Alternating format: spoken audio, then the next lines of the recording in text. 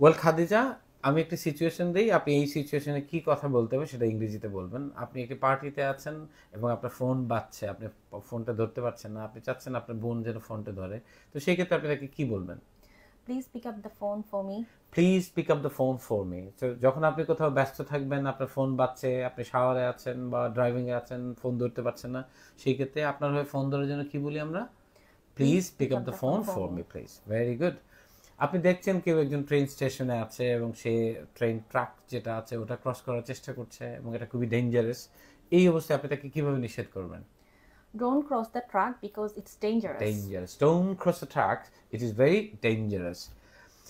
আরেকটা সিচুয়েশন যদি এরকম হয়, আপনার একজন বন্ধু এক্সস্টেড এবং খুবই টায়ার্ড, তার পানি পান করা দরকার, তো আপনি তাকে কিভাবে বলবেন? Drink some water, you look tired. Drink some water, এবং সাথে উনি বলেছেন ইউ লুক টায়ার্ড, আপনাকে টায়ার্ড লাগছে, so drink some water, you look tired. এই ধরনের বাক্যকে আমরা ইংরেজিতে অবশ্যই ইম্পারেটিভ সেন্টেন্স বলে থাকি।